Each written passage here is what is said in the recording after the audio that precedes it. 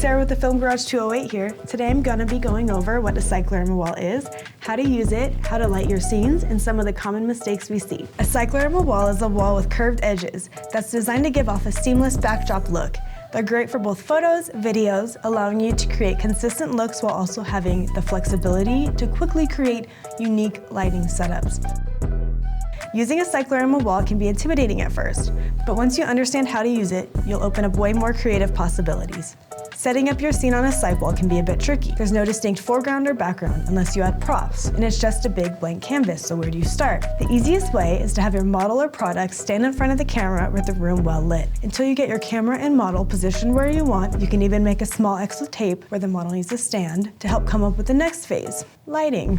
First step in lighting the cyclerable wall is lighting the wall itself. To get the seamless edge look, you need to make sure the wall is evenly lit without hot spots. Hot spots create shadows, which is what you don't want when you're trying to make a clean white background. We use 2 Kino Flow Diva lights to light our wall because it gives off a soft, even light without bouncing too much off the wall. If you don't need the seamless look, you can add shadows on the wall to add dimension to the background and give more depth behind your model. Once you have the wall lit how you would like, you can focus on lighting your model. The goal is to make sure your model is lit in a way that they just pop from the background and not blend in. The easiest way to do that is to add in a hair or rim light and you're good to go. Even if you're shooting handheld during your photo shoot, it's helpful to place the camera on a tripod when setting up your lights. That way you can clearly see the framing when your hands are free to move around and adjust your lights. Then when you're ready to shoot, you can pop it off the tripod and do your thing.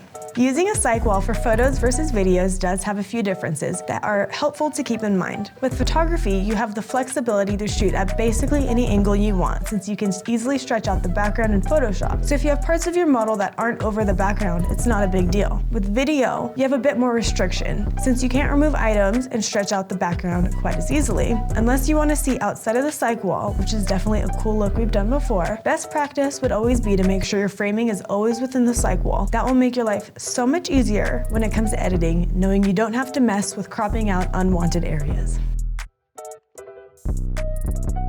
Using too many lights.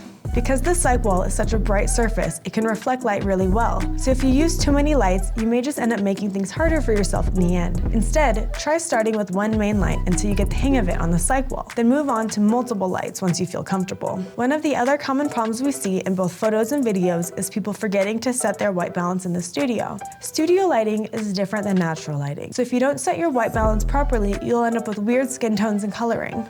You can definitely make adjustments in post to help fix this, but it's easier, faster, and saves you the headache if you just set it right from the start. Keep these tips on hand for next time you're in the studio. We hope it helps. Follow the Film Garage 208 on socials and give us a thumbs up if you liked the video.